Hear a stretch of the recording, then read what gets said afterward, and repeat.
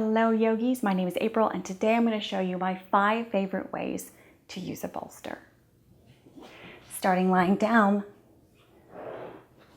bolster is always great to bring your feet up, bottoms of the feet together and let those knees fall wide. This really opens up the inner groin and the hips and the inner thighs. Feels really restful, and if you sit here for a little bit, you'll find you have a lot of opening space. You can also use this for Shavasana. So moving that a little bit more underneath your knees.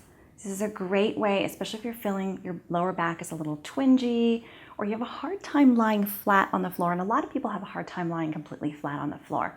So just taking those knees at a slight bend with the support of a bolster can really take some of the compression out of the lower back. You can fold it this way or you can raise it up this way, and that's going to help you even more. Feels really good. Another great way to use a bolster, one of my favorites, is to use it underneath the hips for a supported bridge, where you can either take the knees bent or take the legs out straight. This is definitely one of my favorites. Nice deep breath here. Lucy thinks that's her call. And then if you slide that bolster down a little bit more, you can take feet up in the middle of the room. I love this because it feels really weightless, and because you don't have the wall, you really feel like you're just kind of hanging in space and everything kind of comes back into the center. This is a great way to take an inversion, really stretching out, letting everything drain back into your body for refreshment. Great for lymphatic drainage. Another way I love is a side stretch. Now this is one of those I just really, really love.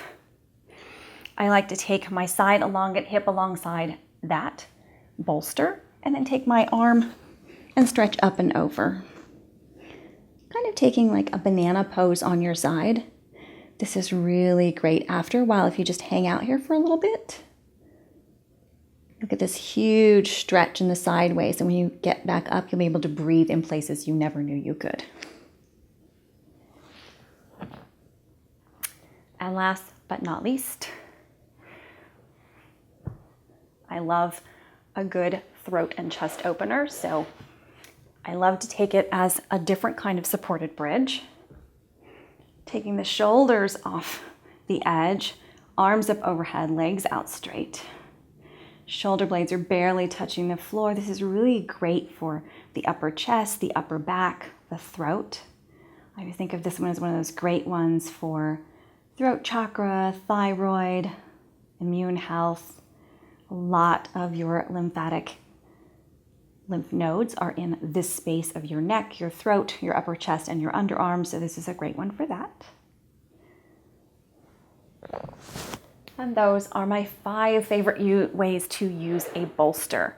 Of course, Lucy has her 5 favorite ways, but I don't think there's a lot of cats watching. So thank you so much for joining me for this little mini tutorial. I hope this gives you some ideas and some great ways to use your bolster for more support and to really help it kind of change your practice just a little bit. Have a great day.